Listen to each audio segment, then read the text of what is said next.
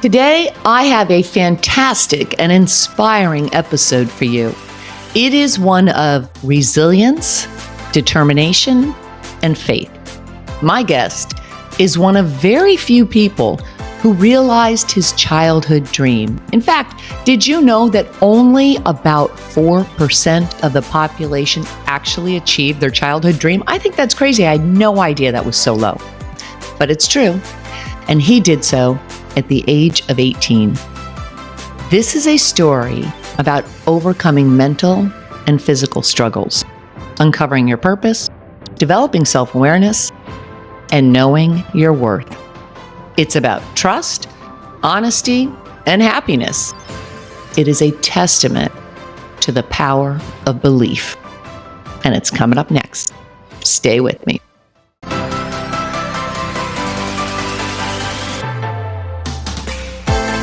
Welcome to Shift or Get Off the Pot, the podcast that helps you get out of your head and into action so you can make your dreams your reality. Let's get to it.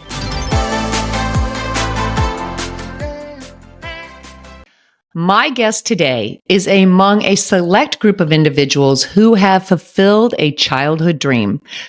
Not too many people can say that, yet he was fortunate enough to do so when he became a member of the greatest show on earth.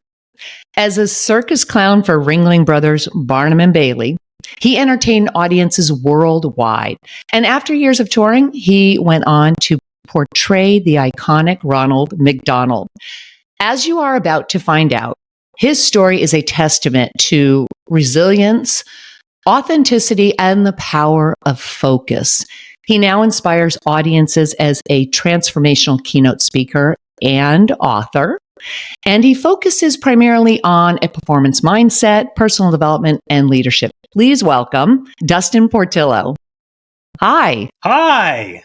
Thank you. So glad to have you here. Heck of an intro. Hey, listen, I don't think that I have ever interviewed a real clown before. Maybe some clowns, but not a real clown. Well, not one who proclaims it, right? I have no shame. Yeah, there you go. Listen, I said in the intro that you are among a select group of individuals who fulfilled this childhood dream. And I really mean that sincerely, because I think a lot of people have these ideas or, desires in life from a young age, but we bury them. We push them to the side, or we're kind of told, oh, and I know that they change as we grow, they change, But still we have something that we'd like to do. And yet, why is it that you think so many people don't go on to fulfill those childhood dreams? Two things. They've been told that it isn't feasible. It's not possible. No one has ever done it, so why would you be the first?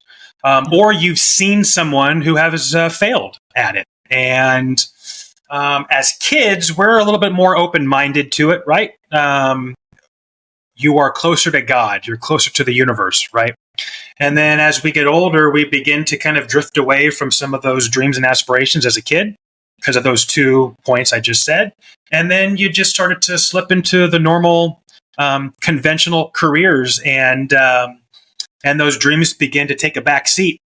And you begin to kind of just go with the flow of life. And, life is always coming at you. And my old boss used to say these like ninjas, you're always, swatting away ninjas. And life happens. And it's very unfortunate that many people seem to lose their dreams. And it's crazy that only 4% of people achieve their childhood dream. Only 4%. So what is the other? So, the other 6%, are they miserable? Are they just going through life? And I've always said on my deathbed, I didn't want to have too many what ifs scenarios. Achieving my childhood dream was definitely one of them that I am so grateful and fortunate every single day that I was able to do it at such a young age. I signed my contract at 18 years old. And wow. And began touring with Ringling Brothers at the age of 19. It was an amazing experience, and so fortunate that I was able to fulfill that dream. you bring up a couple of points there, and that is that, yes, a lot of times life takes place, right? And we just start getting busy, or we fall into something, or people kind of guide us into something, because a lot of times we say, I don't really know what I want to do. There's so many things. And then we just kind of fall into something, or we follow where we start to make some money. And so we start to get a little bit comfortable. But I want to explore just really kind of what your process was for joining the circus, and how you were able to do that at a young age. I mean, at 18, signing a contract to start touring with them, that's pretty incredible. But also mentally, I would think that it did take quite a bit of resilience to say, okay, look, I'm going to do this, and a lot of focus and determination on your part. Quite a bit. And I was overweight as a child. Struggled with mental health, not on an exaggerated level, but I came to terms with my sexuality.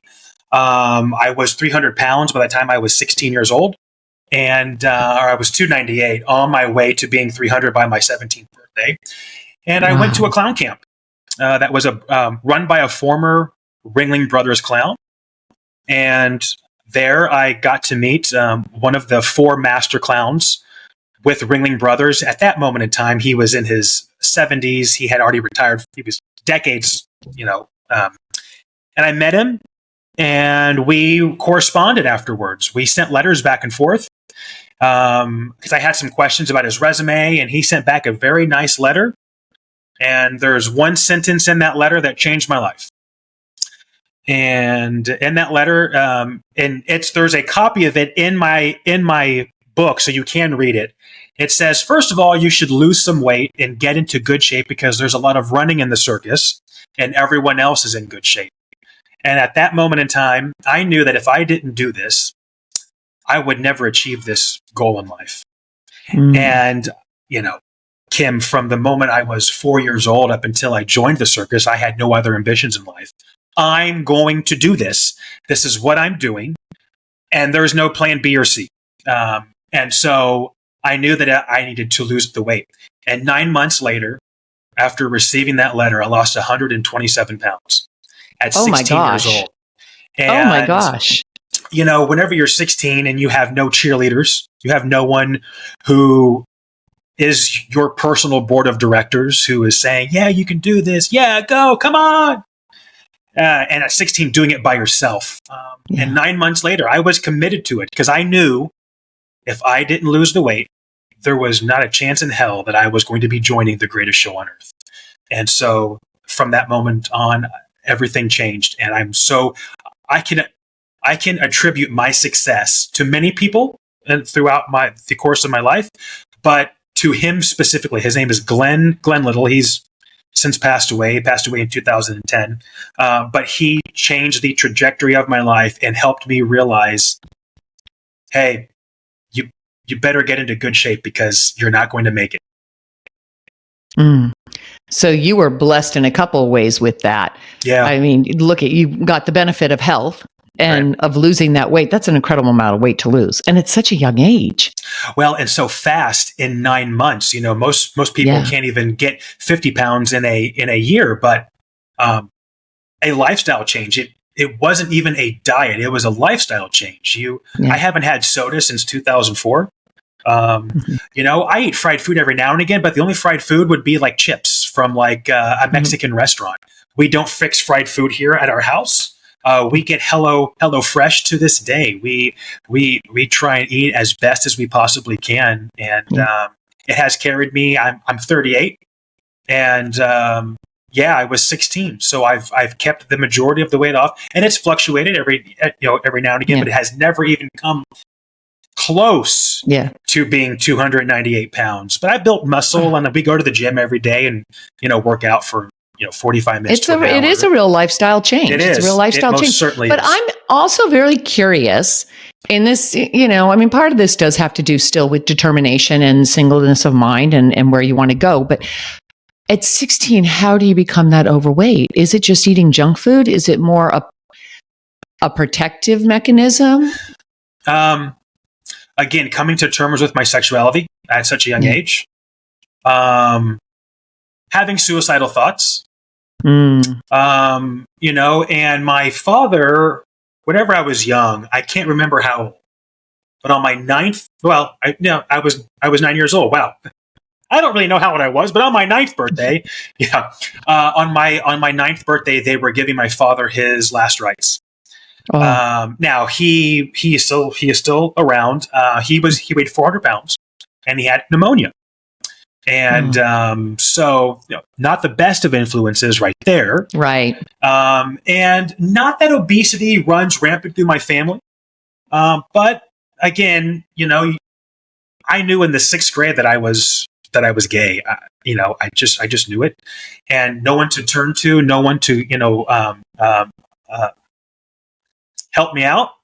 And you begin to spiral mentally in there, and then you partake in junk food to eat all of those emotions, and that's where I gained the weight.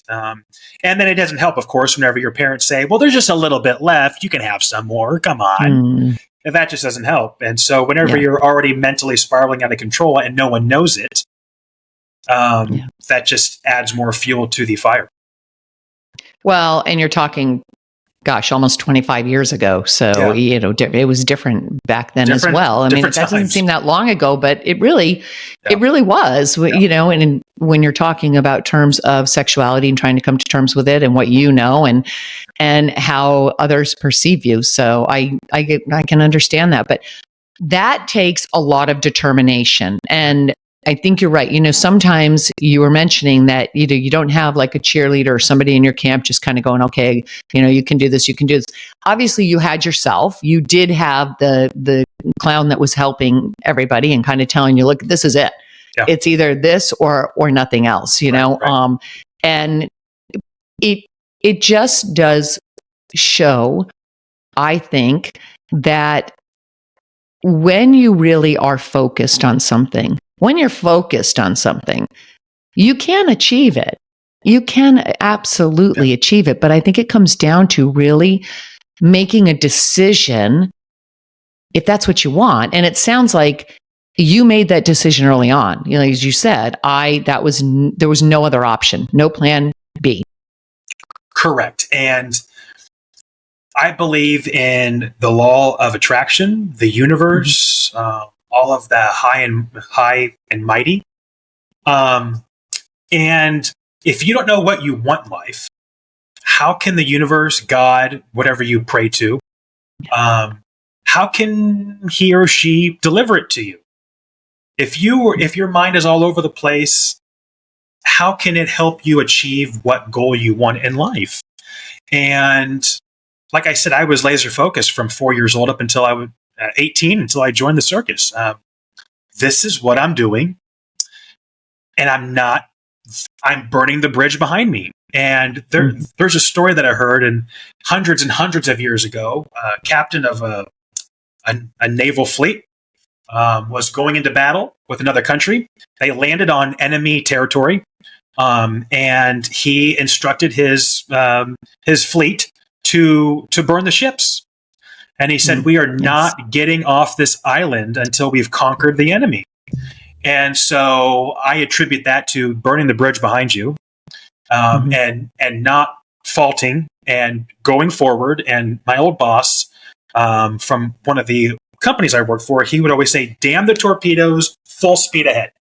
And he actually had that framed in his office. And it was from like a 3-star or 4-star general had gifted him that.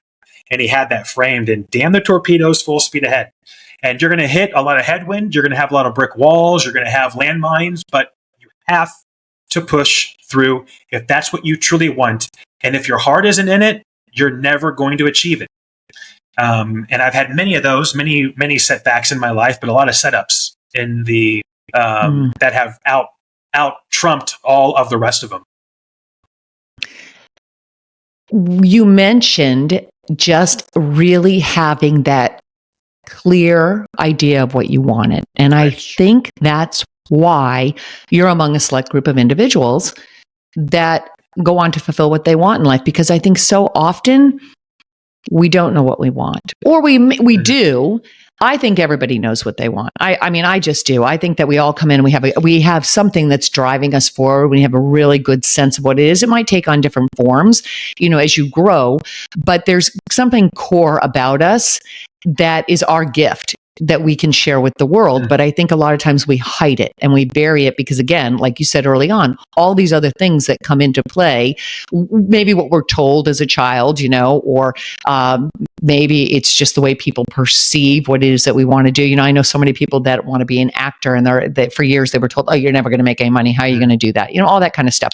And Absolutely. yet, there are people that do it. Hello. So it can be done. But I think it's easy to just kind of push it aside. Or what I also find is, and I'd be interested to know if you see this with a lot of the audiences that you speak with now, that people have so many things that they want to do because there's so many. It's kind of like, oh, we've got the internet and our mind gets filled with so many other choices.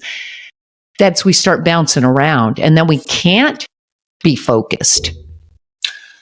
It happens a lot. It's almost like there's just way too many shiny objects out there and you want this. But Kim, I have also noticed a lot of people want the fame or they want the money or they want this, but they don't want to be seen. They don't want to be seen because body image, because they think they're ugly, because of what society has told them. And so that holds a lot of people back. They don't want to be seen. And I think, our parents, you should be seen and not heard.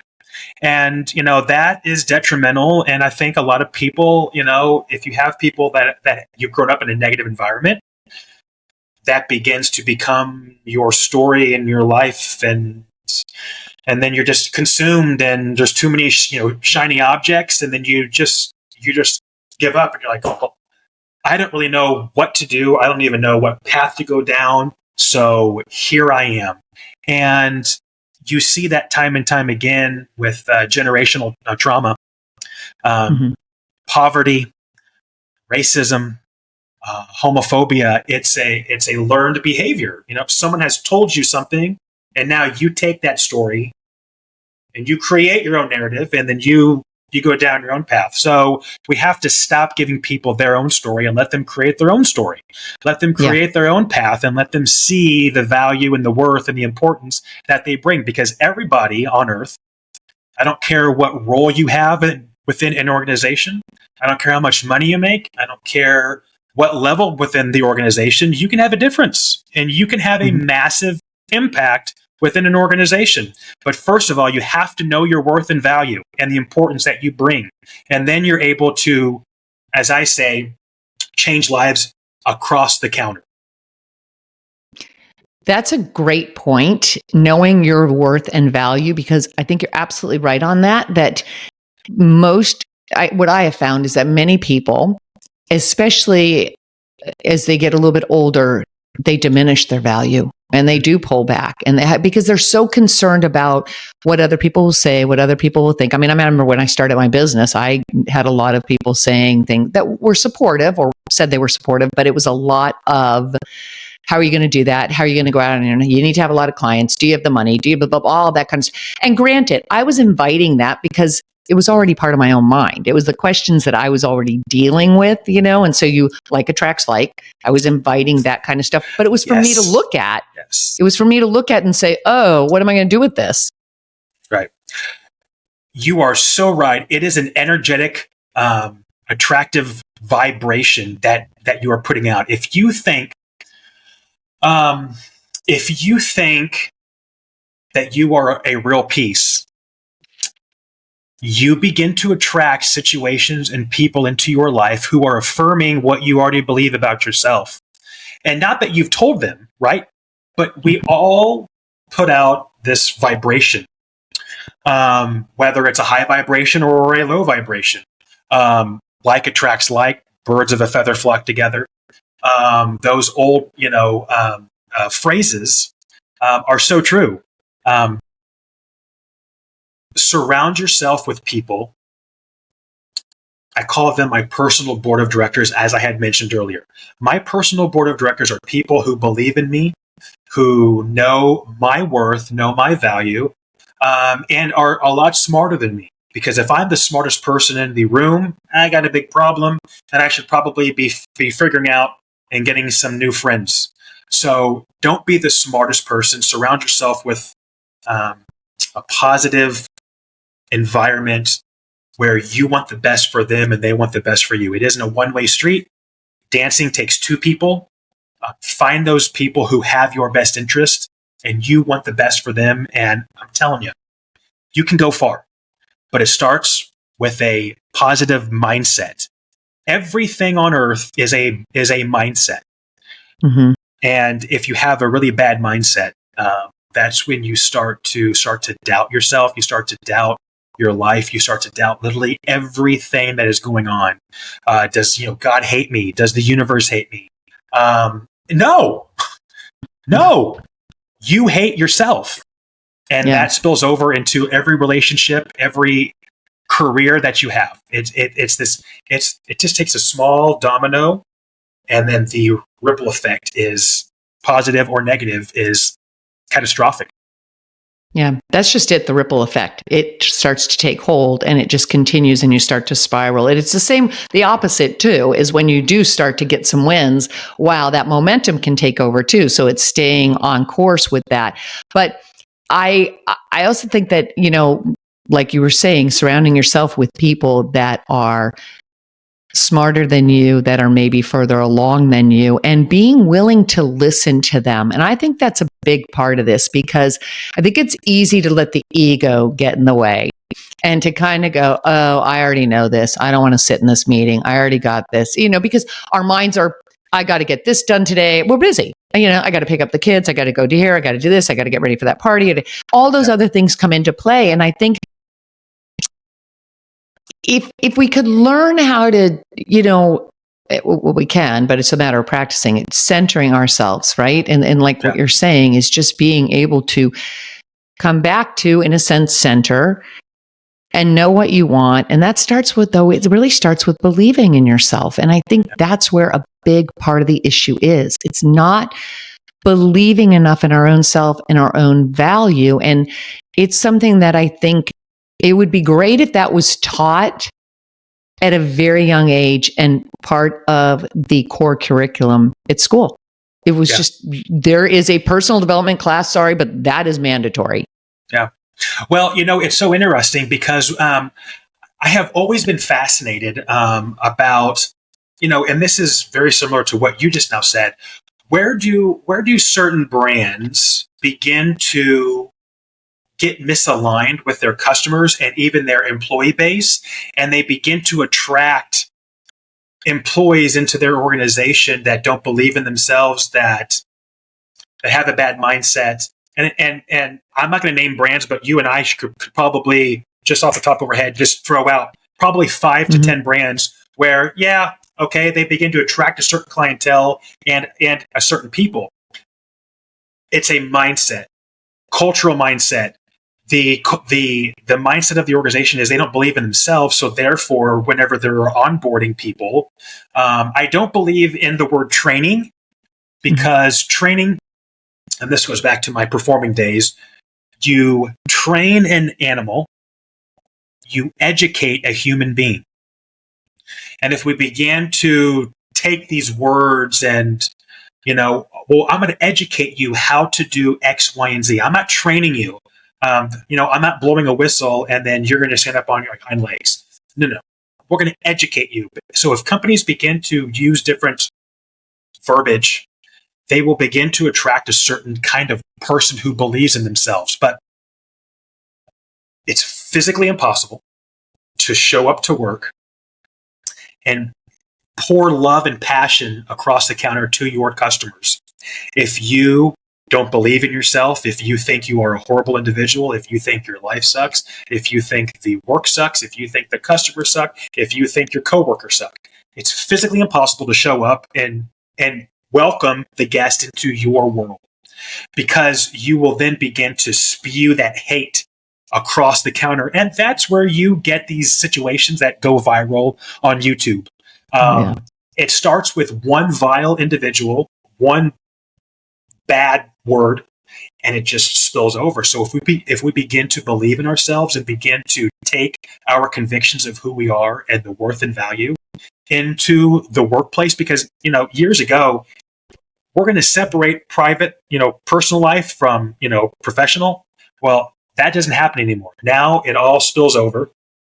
People bring their convictions into the workplace. And so how do we blend that seam where people are showing up their best to create those memorable experiences? You have to believe in yourself. You have to believe that it's possible.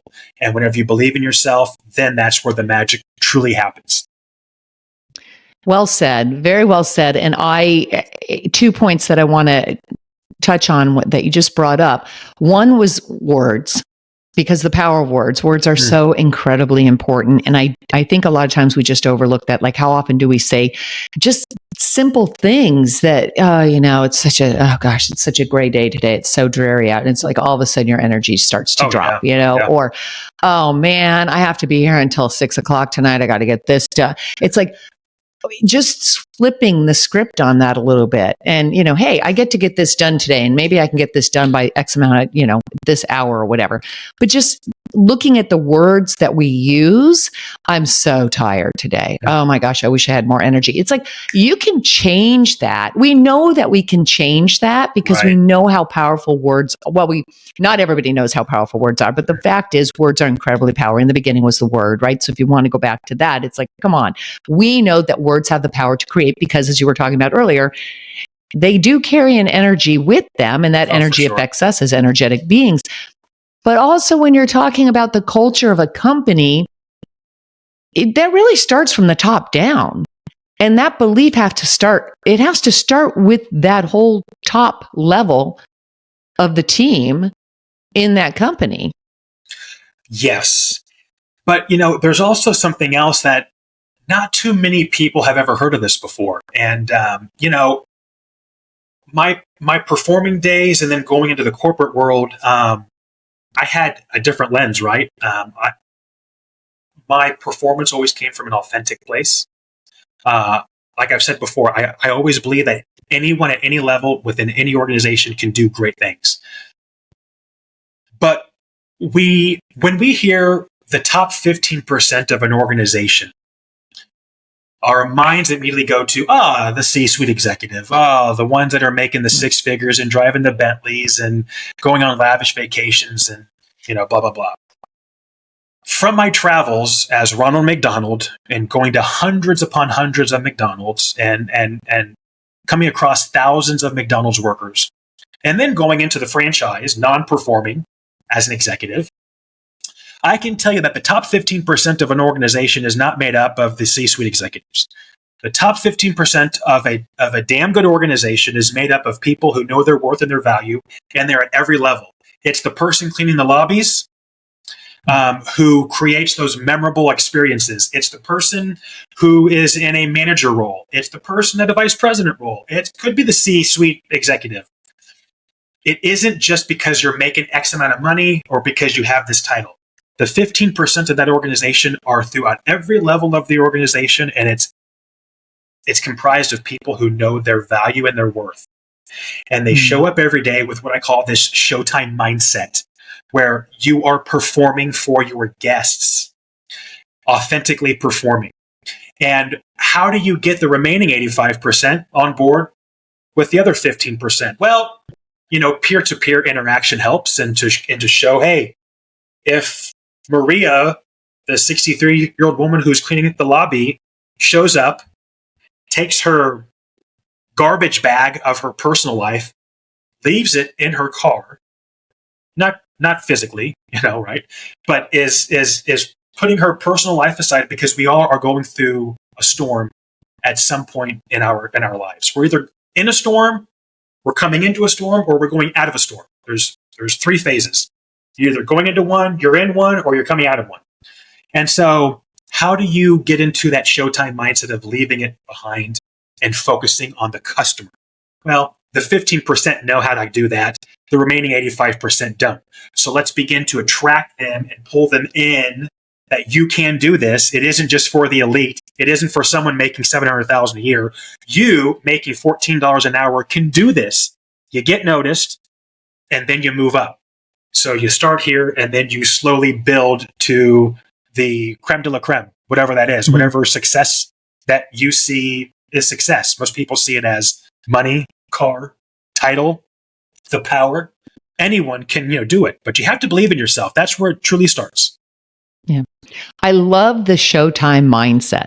I love that because you're really creating an experience for your customers. And whether you are in a corporation, whether you are, in the hospitality industry and you're in even a big park, or if you're at a hotel, and you're, entertaining people that could be there for a company, corporate event, or if they're there just on a leisure travel, you're creating an experience for people.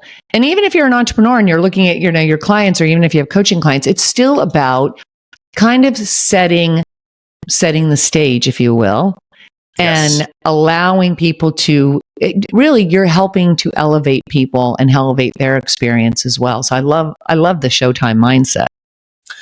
And it's not for the elite. That's a big piece of it. People think, oh, well, we just can't do that here. We are a Dollar General, we're a Walmart, we're a McDonald's, we're a Chick-fil-A, we're a Taco Bell. People think, oh, well, the most outstanding customer service that I have ever seen has come from a Walt Disney World, has come from a Lowry's Prime Rib, has come from a Ruth Chris, has come from these like elite brands. And I call BS. I call BS on that. Anyone can have this Showtime mindset. And I've seen viral videos of guys and ladies who are working at an AMC. There's a gentleman who, I think he might be out in California somewhere, but he says he is the show before the show. And he's worked at AMC for 16 years, and he's the popcorn guy. And he spins the popcorn bucket on his finger, and he layers the popcorn. So it's popcorn, butter, and he is throwing the bucket, and he has been on the news numerous times, and he says he is the show before the show. There's a gentleman who worked at a Wendy's in South Florida who had an incredible radio voice. You would think that he was on some national radio program. Hi there, welcome to Wendy's. And he lit people up as they got through as they were coming into the drive-through. What makes them so different, again, Kim, from the remaining 85%?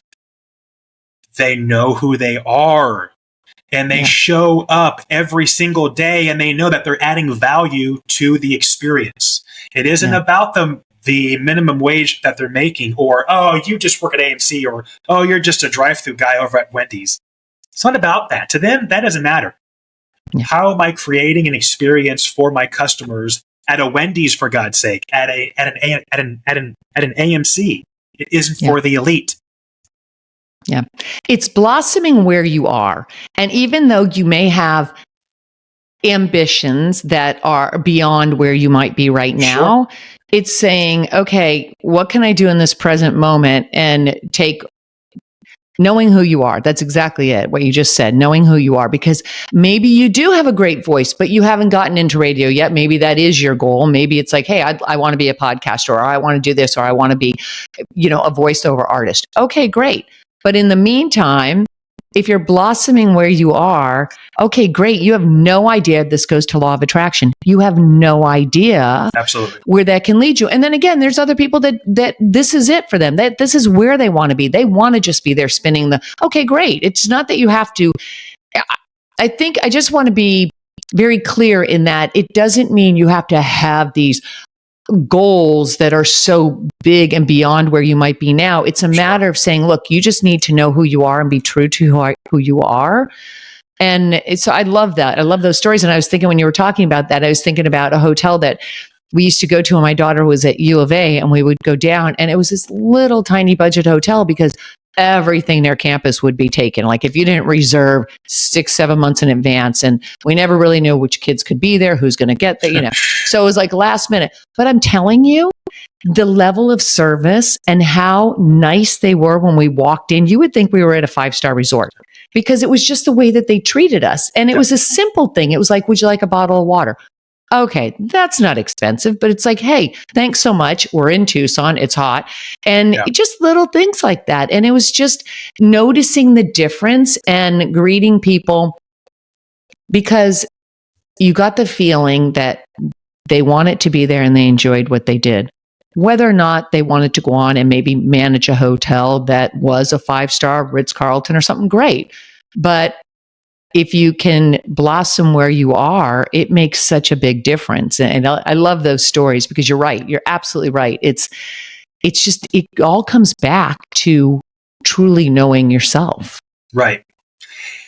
So a couple of things. If you're chasing money, money is always going to run quicker. It should never be about the money. Yeah. You and I, when we had a pre-call, just getting to know one another, yesterday, I had kind of told you a little bit of story about, chasing the money, and money is always going to run quicker, and my trials and tribulations and going through that and always knowing that, but then being thrown into that situation. It's like, oh my gosh, wow, this is so true. I don't care how much money you make. If you truly hate the mission that you're on, you're not going to be successful. You're going to be miserable because you haven't aligned energetically to what your true God-given talent is and where God or the universe is really pulling you to. And you have to blossom where you're at. You have to learn to crawl before you walk. I hate throwing all these old phrases out, birds of a feather flock together, but it's so true. You have to learn to crawl before you walk. Most people, when they graduate college, they think, oh, well, I'm going to be the vice president, making this, doing this, driving this, bossing this. Doesn't happen. You have to learn to crawl before you walk. You have to have the foundational piece, and then you begin to build like Lego blocks on top of that to get to what you ultimately want. And that's to be heard and seen, and to know that the impact you're having is bigger than you. Yeah, that's it's about the impact. It really does come down to that. And I learned years ago when I was in sales, my first real adult career was in commission sales. And, I had these quotas to reach, and I was so focused on reaching that quota that it was like, oh, okay, I got to do this prospect, head down mode, blah, blah, blah, blah. And it was that hustle mentality. And it changed. It changed when I met Zig Ziglar and went to a sales seminar with him, talked with him, and I was like, whoa. And things started to change for me because I really started to understand that it was all about how I can help somebody else get what they want. And when I turned that around and looked at it, like, it was more about, do I really believe in the value of what I'm offering? And do I believe that this is something that's good for somebody? And can it really get them to their desired result? And when I made that one little switch, which is a mindset switch, it was amazing. It was amazing because literally in a couple of months, everything turned for me. And that's when the money started flowing in. It was like, Think and Grow Rich, Napoleon Hill says this in that book. It's like all of a sudden you're going to go, where are these riches been hiding? It's like the spigot is turned on and you're like, what the heck? But it's just because there's a few different tweaks in the way that you approach things in your life. And it isn't, you're right. The money will always run quicker if you're chasing it. Well, and you don't have to be at an organization for 20, 30 years to have incredible growth. I don't know if you've or your thousands upon thousands upon thousands of listeners have ever heard of Earl Nightingale. Oh my gosh, I love Earl Nightingale. Phenomenal. If you're hearing what we're talking about now, Earl was a radio host. I guess you could say a podcaster when there was no such thing as a podcaster, and he gave you incredible life advice, and it was like 5 minutes every single day, and it was called Our Ever-Changing World. That was his radio show. and he was on for decades. And I have his show via audio is like 18 hours. And in there, he talks about, now this is back in the 50s, people, so he was really ahead of his time with a lot of things. But for this specific instance, a guy retired as the senior sales manager for this organization. Next in line was Bill Smith, who had been there for 10 years. He and his wife were conspiring how they were going to get the money because he thought he was getting promoted to the senior sales manager because he had the most seniority over everyone else. And so he and his wife were like, okay, we're going to spend the money here. So the day after the gentleman retired, he showed up with his finely pressed suit and beautiful tie, and he's sitting next to the president, and the president calls a meeting with all of the office staff. And ladies and gentlemen, I want to let you know that myself and the board of directors have decided to give the position to not Bill Smith, but to the guy who had been there for 5 years. Well, Bill Smith is like, but I've been here 10 years. Well, what Bill Smith didn't realize is that he didn't have 10 years experience. He had 1 year, or he had 1 year experienced 10 times. Wow. So while the gentleman who had been there for 5 years, his trajectory was like this, Bill's was like this for 10 years. He had that 1 year repeated 10 times. No and growth. So we begin to think that you have to have 10, 15, 20 years to become whatever position you want within the company. Right. And that's just not true. If you have great stamina, great character, great ambitions, great goals, you believe in yourself, you surround yourself with people who help cultivate that, my God, you can go leaps and bounds over everyone else and just skyrocket. Early on, when I was in sales, I became a sales trainer, and then I got involved with Success Motivation Institute. If you know who they are, it was Paul Meyer's group. And Earl Nightingale was, one of the ones that they referred to quite a bit. And we would listen to those tapes. I actually bought a franchise through them and started a personal development and sales training company. And so that's when I really started to listen to Earl Nightingale. And you're right. I mean, he's been around for years. This information isn't new. And the law of attraction and all of that, I always kind of laugh when people think, oh, this is it's just a different word, different phrase for it. But really, this has been known for years. And you can go back years and years ago and look at Joseph Murphy's books, Power of Your Subconscious Mind, Wallace Wattles, or is it Wallace Wattles? Yeah, The Science of Getting Rich. And I mean, there's so many different books out there and great motivational and personal development speakers where you can just learn. Amazing. But what you said though too, right there was just that 5 minutes a day. And that's key, because if you can do that and listen to something like that can fire you up for 5 minutes a day, big difference. Well, and it will skyrocket you over everyone else. One quick question. I'm so curious to know, what does a Ronald McDonald clown do on a regular basis? What's your day-to-day activity when you were Ronald McDonald? Well, so contractually, I had to do 230 events a year. That was in my contract. And it seems like a lot, and I guess it really is. But I had been performing prior to that with Ringling Brothers, who we were doing 500 shows a year. And those shows were 3 hours and 15 minutes. So I am not, I was not used to the grueling. But I can tell you that whenever we would finish an event, I didn't want to talk to anyone. I didn't want to do anything, because you're talking for the duration of the event, which is 2 to 3 hours. You're on the stage, and your energy is spent. So you don't want to talk to anyone. You don't want to do anything. You just want to go home and relax. But 230 events a year. Macy's Thanksgiving Day Parade in 2017 was the absolute highlight of my Ronald career. You're in front of 54 million people. Quite an out-of-body experience. And then about a week later, we were doing a Christmas parade in a small Florida city for about 2,000 people. So that was an out-of-body experience. You go from the biggest parade to the smallest. It really grounds you. Geez, that's a lot. That is. Oh, did you hear my dog? Hey, and that was not me. So if you are listening to audio, that was not me yapping. Although I have been known to bark. You know what? Listen. I might as well, right? Ruff, ruff. All right, I'm going to make She wants to get in here. She's like, wait, there's a clown? I've been trained. I want to be on here. Well, I mean, I love that. I can imagine that in Macy's Day Parade. That would be absolutely a highlight. That's incredible. That's a lot. Incredible. That is a lot, though, energetically to be out there and doing that, for that long of a time period. But now you are, come here. Let's just bring her over here. She's a rescue dog and she's getting a little older. And so she likes my attention. It's kind of like a child.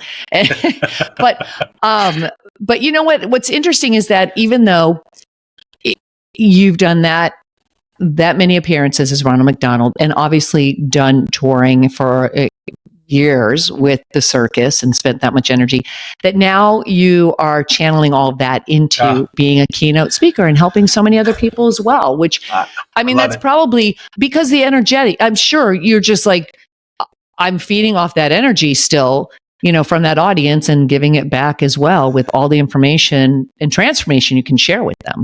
Kim, I absolutely love what I do now. Like I told you yesterday when we were talking, I've had some phenomenal, unconventional careers and places that I've gone to and things I've done that most people will never get to do. And I don't say that to be braggadocious. I'm blessed. I am honored that God has given me the gift of inspiring people. And so now in my motivational speaking transformational career, I'm able to harness what I've learned in the entertainment industry and what I've also learned in hospitality and blend those together to help organizations and their people to just level up who they are, what they can do.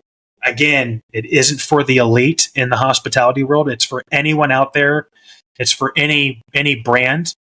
And I am so honored that I'm able to travel the country and speak what I firmly believe is gospel in hospitality of having a Showtime mindset, knowing who you are, bringing it to your work.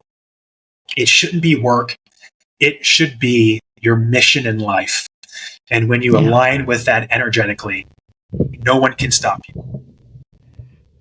And it should be fun and enjoyable. I mean, when you're spending so much time in a position, it gets to be fun. But that, like you've been saying all throughout this interview, is that it really just come down to you and the way that you approach things, your belief, your value, your mindset on it. Yes. And that's the game changer, because that's what can take you, like you said early on, you had a lot of setbacks, but you had a lot of setups. And those setups, though, come from your mindset.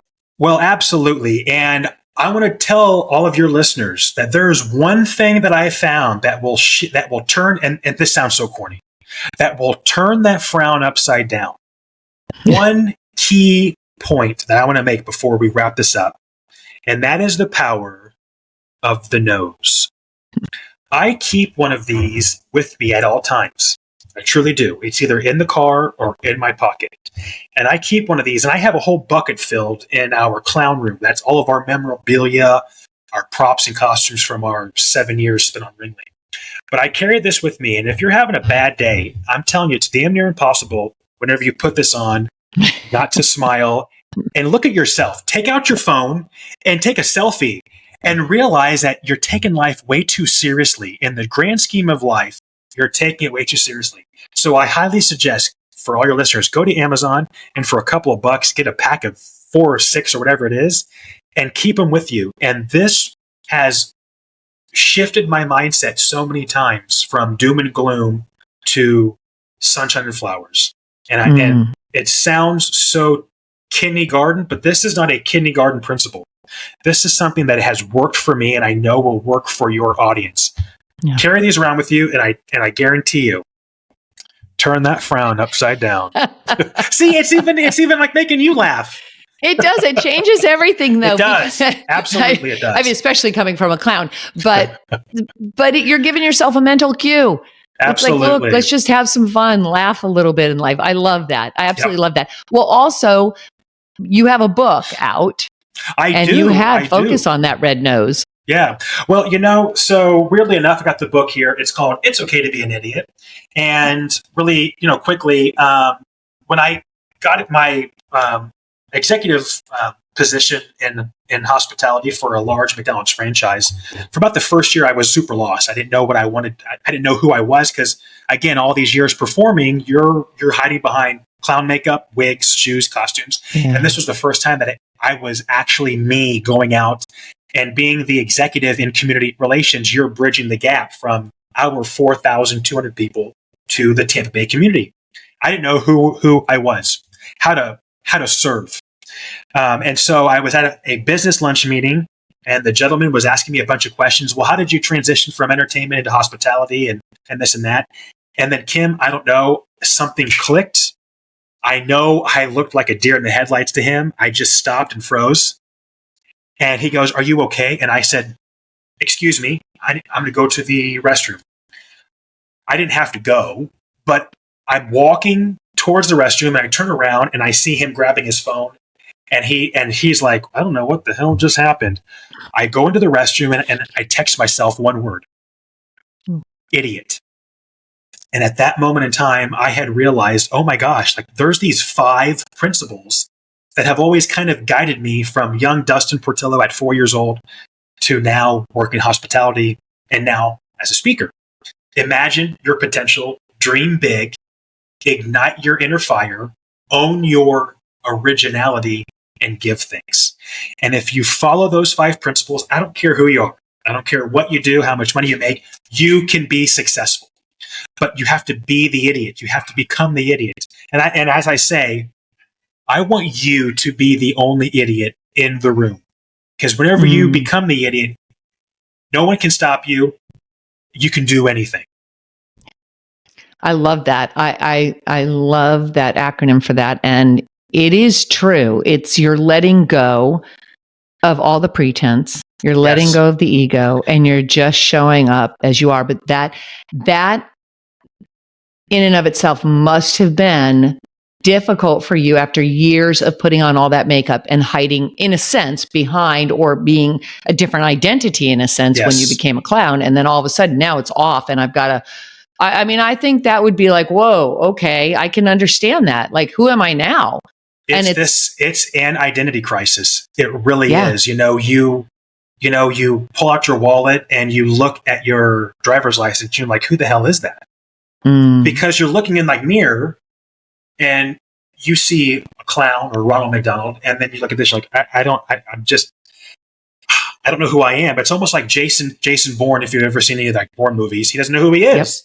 Yep. I don't know who I am. But then whenever I realized I'm the idiot, this is who I am.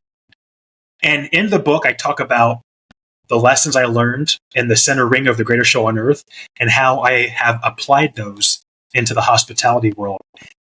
I'm telling you, it moved mountains for me and really showed who I truly was. Yeah. I love that. I love that. And I love the acronym as well. And just, what it stands for, and just really getting to know yourself and believe in yourself and having that Showtime mindset. That's great.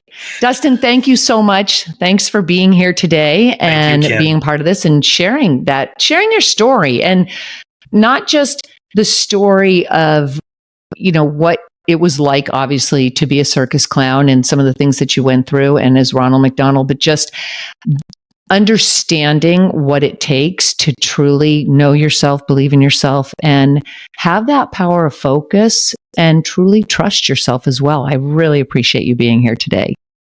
We will link your information down below, and also we'll link the book if anybody wants to grab a hold of that book, or if they're interested in having you as a keynote speaker, we will link all of your info down below in the show notes. So thank you for being here today.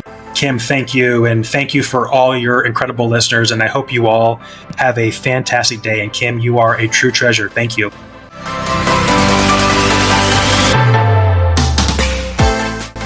Thanks so much for joining me here today. If you want some help achieving your goals, you can grab the Success Bundle link down below, or head over to my website, kimkellythompson.com, where I have several free resources to help you. If you like what you've heard today, please consider hitting that subscribe button and join me throughout the week for episodes that will help you make your dreams your reality. I'll be back again soon with another edition of Shift or Get Off the Pot.